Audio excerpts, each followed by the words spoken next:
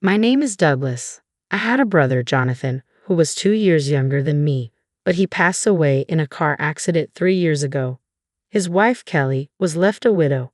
To support my grieving family, I moved back to my parents' home from living alone, helping them and Kelly through the tough times. In this situation, I uncovered a shocking secret about Kelly. Embarrassed, she made a surprising proposal to me. Dinner tonight is your favorite beef stew. Try not to work late and come home early, okay? I checked the message Kelly sent and replied, "Thanks, I'll be home soon." "Great, be safe on your way back," she responded. I put my phone away and started the car. It felt like a message from my wife, but technically she's not. Kelly was Jonathan's wife, making her my sister-in-law. After Jonathan passed away, she started living with my parents. I also moved back home to support my family. Of course, I was devastated by Jonathan's death, but I felt the need to support my parents and Kelly, and that motivated me. As 3 years have passed since the accident, my family has started to recover. Kelly now works part-time and helps with the housework. I heard that Jonathan fell for Kelly because of her cooking, and honestly, her cooking is excellent. I look forward to it every day I'm home. "Hi Douglas, how was your day?" When I got home, Kelly, who was wearing an apron, greeted me and took my bag and coat to my room. "Make sure to wash your hands. There's a flu going around." "Got it," I replied. I washed my hands as she told me and went to the dining room. Together with my parents and Kelly, we sat at the table eating dinner while chatting. It's the happiest and most peaceful time of the day. "Oh, by the way, Douglas, are you good with computers?" "I use them at work, so I know a bit." "My computer in my room suddenly stopped working. Can you take a look if you don't mind?" "Did anything happen to cause it?" "No, it just won't turn on suddenly." "That's strange. I'll check it out later." "Thank you so much." Although I'm not an expert on computers, I've fixed my tech-challenged boss's computer many times when he said it broke without him doing anything. Of course, I couldn't refuse a request from my sweet sister-in-law. After dinner, I took a shower and went to Kelly's room. She had also showered and was in her pajamas, ready for bed, but she welcomed me warmly. "How is it? Do you think it needs to be repaired?" she asked anxiously, watching me as I checked her computer. I quickly found the problem and got the power back on. "Wow, amazing. How did you do that?" "It was nothing. The power cord was just unplugged." "Oh, so it's not broken. Mind if I check it a bit more?" "Sure, go ahead." Kelly looked down. "I can't believe it was just the cord." "How embarrassing," she murmured softly. I couldn't help but chuckle, thinking she really was bad with machines. The computer originally belonged to Jonathan, and now Kelly and my parents use it occasionally for research. It still has a lot of data Jonathan left behind. Feeling nostalgic, I opened one of the files. He was into photography and often took pictures of our family and landscapes. While looking at the nostalgic photos, I noticed an unfamiliar file. "Oh, that is," Kelly tried to stop me, but it was too late. I had already clicked and opened the file. Displayed were numerous images of the recent pop star Cherry. "Oh my," Kelly blushed with embarrassment, covering her face with her hands. I was surprised and said, "No way, Kelly, you like Cherry?" "Yes," she nodded while still covering her face. "I'm a big fan of Cherry too." "Really?" She looked at me in surprise as I excitedly continued. "I never thought I'd find another fan so close by. Did you go to last month's concert too?" "I did. I was there too. But Kelly, didn't you say you were meeting a friend that day?" "Oh, you said you had a work party, right?"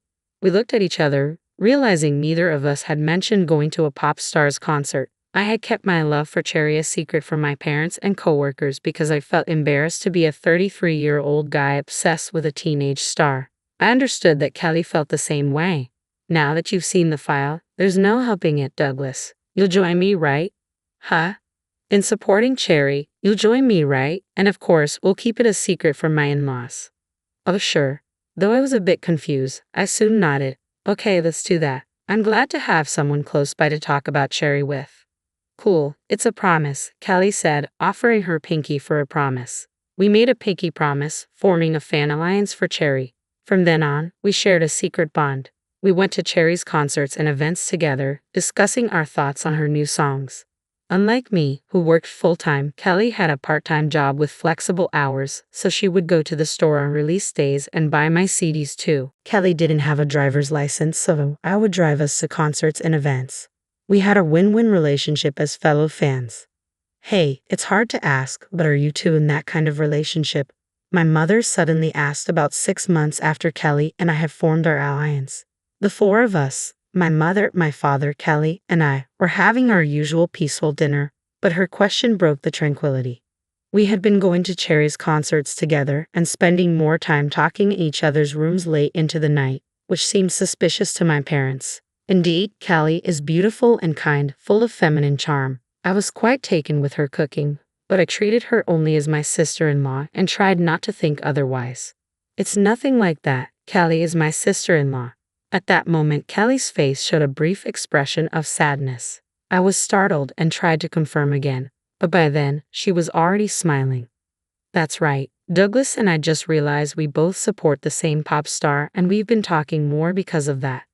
A pop star? My parents looked puzzled, so we briefly explained about Cherry. Until then, we hadn't mentioned it, thinking it wouldn't resonate with their generation. But it was impossible to keep it hidden in that situation. Just as I expected, my father got angry when he heard about it. Douglas, you're old enough to know better than to waste your money on such things. Why don't you find a good woman nearby and get married? Aren't you ashamed that your younger brother got ahead of you? He scolded me, then turned his stern gaze to Kelly.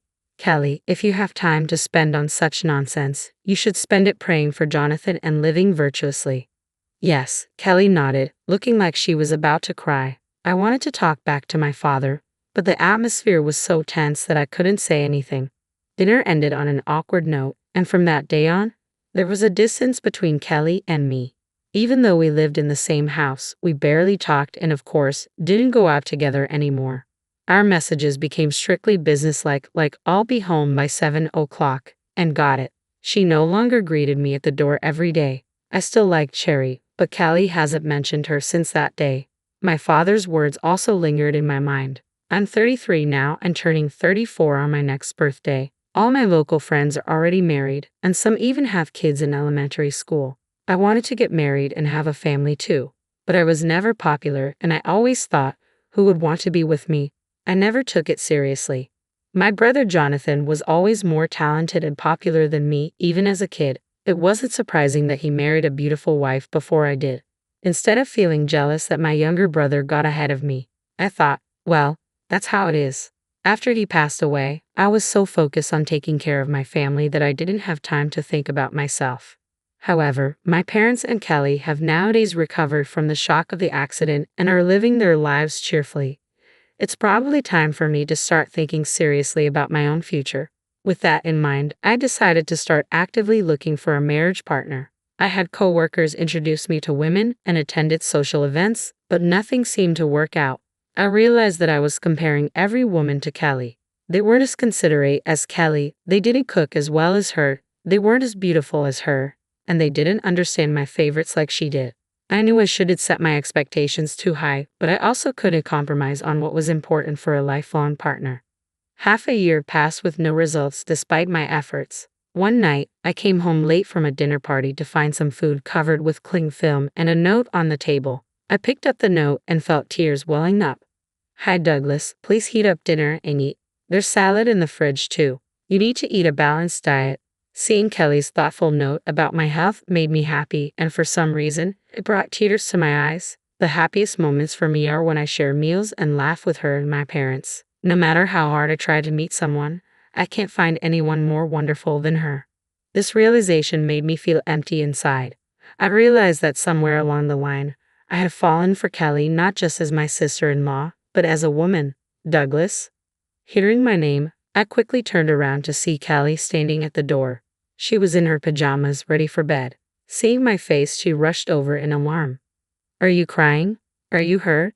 It's nothing. I'm just happy, I'm not sure why. I tried to wipe my tears and explain. She looked concerned and gently patted my back. I'll heat up your dinner, she said, warming up the food on the table and the soup in the pot. In front of me, there was a comforting, familiar meal. Thank you very much. I started eating, feeling overwhelmed with gratitude, and on the verge of tears again.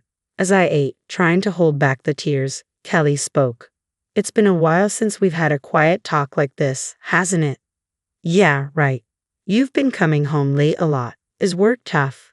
Well, actually, I've been dating. What? her face contorted with sadness upon hearing my words. I felt like I had seen that expression somewhere before, but I couldn't place it. It was late at night, and my parents were already asleep. In a fit of frustration, I poured out my feelings to Kelly. I've met a lot of women, but things just haven't worked out. It's because you're so amazing. The happiness I feel every day being cared for by you, I can't imagine being with anyone else. I'm just your sister-in-law, right? Her words felt cold and distancing, but I continued regardless. I know I should cherish you as my sister-in-law, but somewhere along the line, I fell for you as a woman. She stayed silent, looking down. I grew anxious and leaned in to see her face. Suddenly, tears began streaming down her cheeks. Kelly, I'm sorry. I shouldn't have brought this up so suddenly. I hurriedly apologized, but Kelly shook her head, denying it. No, it's because I'm happy. She looked at me through her tears. Seeing her expression, I remembered the same look of sadness on her face when I told my father about 6 months ago that Kelly is just my sister-in-law. So that means, could it be you've liked me all along too? Yes, I've always liked you. Kelly wiped her tears away. I was stunned but overjoyed.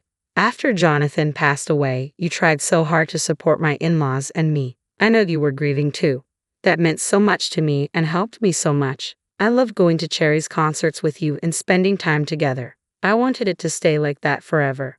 I see. After your father scolded us, we couldn't talk as much, but I thought about it a lot. Praying for Jonathan is important, but if that's all I do, I don't feel alive. I want to support my favorite pop star and find someone new to love and support. She looked at me with a determined expression. I've been holding back until now because you said I was just your sister-in-law. I tried not to talk to you and acted distant, but can I stop holding back from now on? Yeah, you don't need to hold back anymore. We'll explain it to Dad again and make him understand. I'm so glad. I'm not going to hold back anymore. She smiled brightly and my heart fluttered. The next day, Kelly and I talked to my parents during dinner. We explained that we genuinely cared for each other and that Cherry's music had been a source of comfort during tough times. My father wasn't convinced right away, but he actually realized that after he scolded us, the atmosphere in the family had become strained and somber. In the end, he said, "If you two are serious, then it is you wish." Hearing that, both Kelly and I felt relieved. From that day on, our relationship changed. We started dating not as siblings-in-law, but as a couple. Honestly, transitioning from seeing Kelly as family to seeing her as a romantic partner was confusing. Even so, my feelings for her outweighed the confusion. We officially got married 3 months later. We decided not to have a wedding or move out, continuing to live with and support my parents. We chose not to have a wedding because we knew some people might judge us for marrying as in-laws. I wanted to protect Kelly from any hurtful comments. Even without a wedding, I don't think our marriage is wrong. Kelly and I will never forget Jonathan, but we have to move forward. For that, I need Kelly, and I believe she feels the same way.